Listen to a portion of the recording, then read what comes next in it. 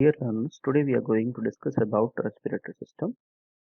In this module, we are going to cover anatomy of respiratory system, mechanism of respiration, regulation of respiration, lung volumes and capacities, transport of respiratory gases, and artificial respiration and resuscitation methods. So we are going to start with anatomy of respiratory system. First, we are going to discuss about structural classification of respiratory system. Structurally, respiratory system is classified into two types. The first one is upper respiratory system. Second one is lower respiratory system. Upper respiratory system includes nose and pharynx, whereas lower respiratory system includes larynx, trachea, bronchi, and lungs. So as we know, larynx is also called as voice box and trachea is also called as windpipe.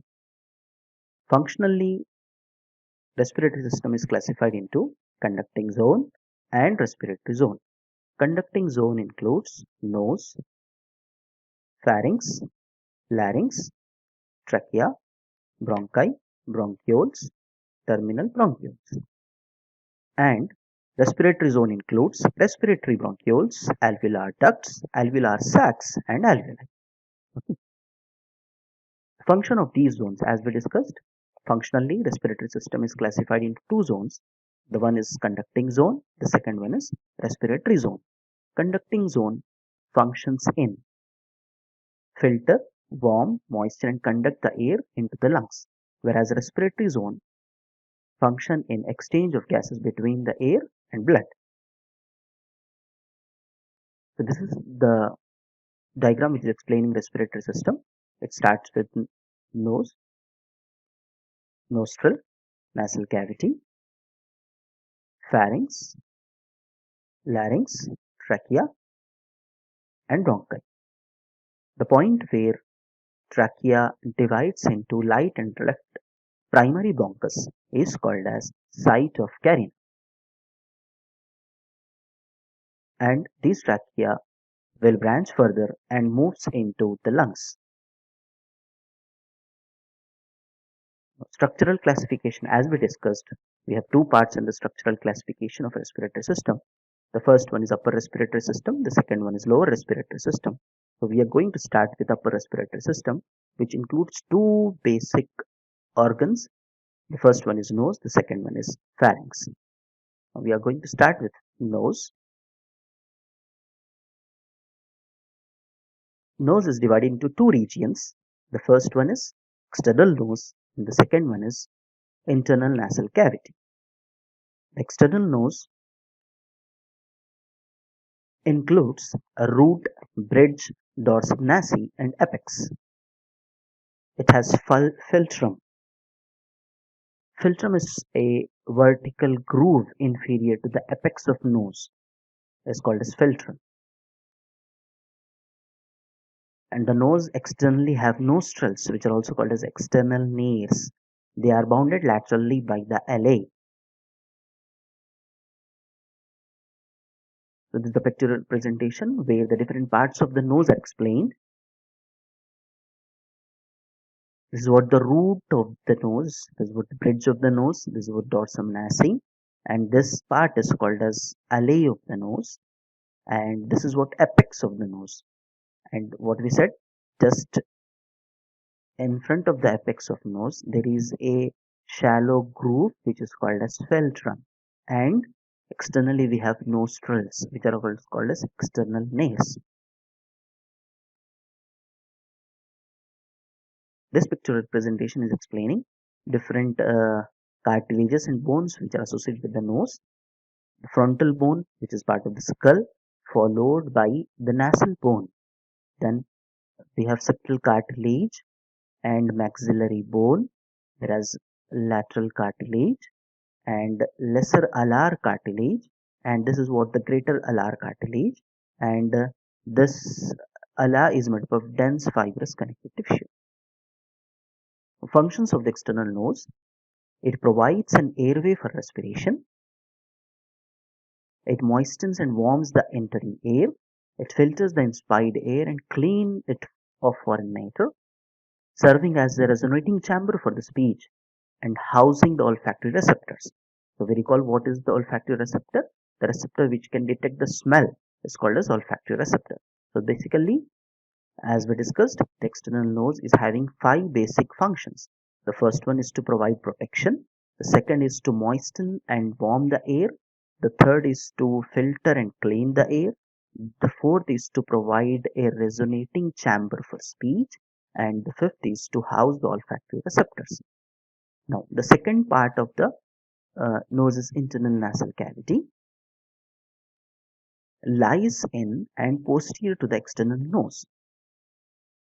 It is divided by a midline nasal septum, opens posteriorly into nasal pharynx via internal nares. Ethmoid and sphenoid bones forms the roof of the nasal cavity, whereas hard and soft palate will form floor of the nasal cavity. So parts of the nasal cavity, the first part is vestibule. Nasal cavity superior to the nares is called as vestibule. The cavity which is present superior to the nares is called as vestibule. In the nasal cavity, we have hairs that filter the coarse particles from the inspired air. These hairs are called as vibrissae. The second part of the nasal cavity is the olfactory mucosa, which lines the superior nasal cavity, and it contains smell receptors. The receptors which can detect the smell, which are called as olfactory receptors.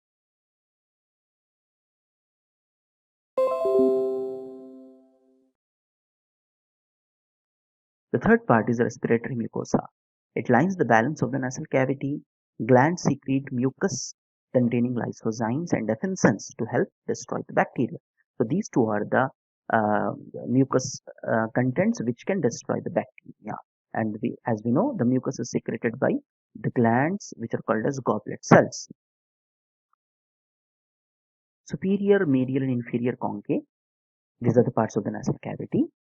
They are thin, scroll-shaped bony elements. They form the upper chamber of the nasal cavities.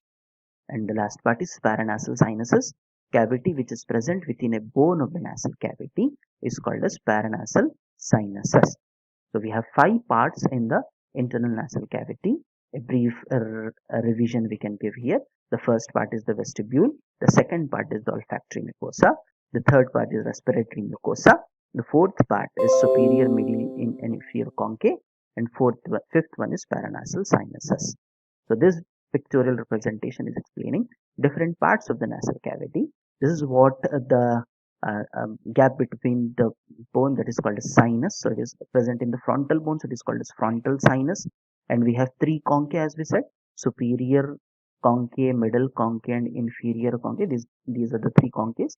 And one more, in the sphenoid bone we have a space which is called as sphenoid sinus, and this is what you call as nasal vestibule. Vestibule will opens into the nasal cavity. Nasal cavity will opens into the part of the pharynx which is called as nasopharynx. Now, functions of the nasal cavity. The first function is the air which is entering into the nasal cavity is humidified by the high water content in the nasal cavity. It is warmed by rich plexus of the capillaries. And second function is ciliated mucosal cells which are present in the nasal cavity. They will remove contaminated mucus. Superior, middle, and inferior conchae which are present in the nasal cavity, they will increase mucosal area. They will enhance turbulence of the air which is entering into the nasal cavity, and they will filter the air. Whereas sensitive mucosa which is present in the nasal cavity, it will trigger sneezing when it is stimulated by the irritating particles. And fifth, that part that is paranasal sinuses, they will lighten the skull and help to warm and moisten the air. The second part of upper respiratory system is pharynx.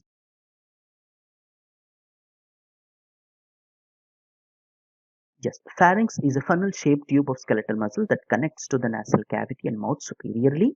That is, the structures which are present towards the head, they are called as superior structures, and the structures which are present away from that, they are called as inferior structures. So, pharynx is connected superiorly to the nasal cavity and mouth, whereas inferior to the larynx and esophagus. Now, this pharynx is divided into 3 regions, as we know. Basically, pharynx is having three regions. The first one is nasopharynx, the second is oropharynx, the third is laryngopharynx. Now, coming to the first one, the nasopharynx. Nasopharynx lies posterior to the nasal cavity, inferior to the sphenoid bone, and superior to the level of soft palate. So these three will describe the position of nasopharynx.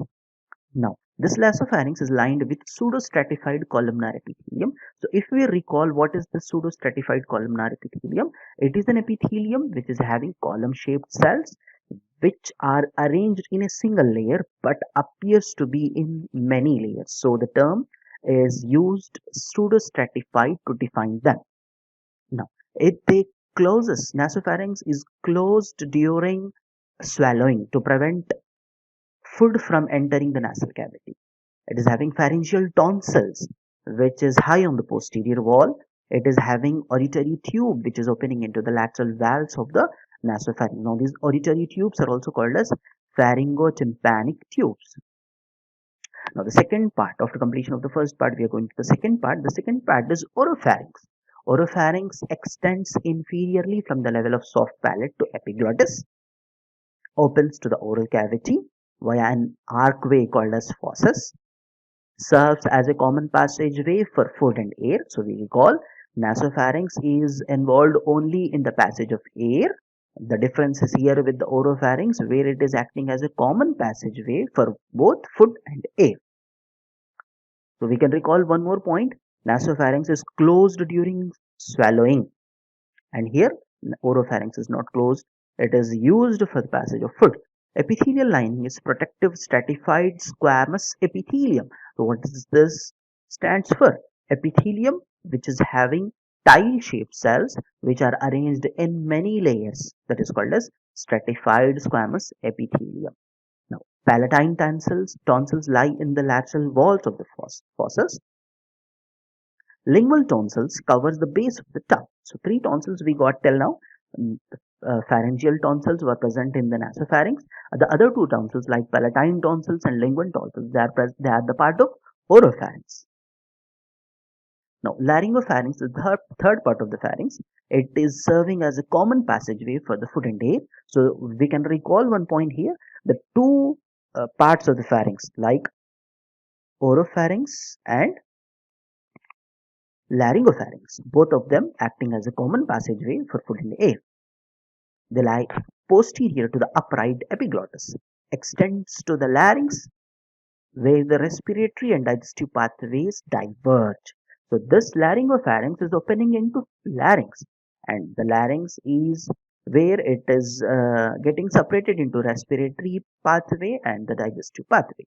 So this the pictorial representation which is explaining the three parts of the pharynx. As we know, we discussed, there are three parts in the pharynx: nasopharynx, oropharynx, laryngopharynx. This diagram is explaining nasal cavity and the nasopharynx. This is what the nasal cavity and this is what the nasopharynx, and oral cavity and the oropharynx. This is what the oral cavity and this is what the oropharynx, and larynx and laryngopharynx. This is what the larynx, and the part is called as laryngopharynx, which will be opening into the larynx. Okay, done.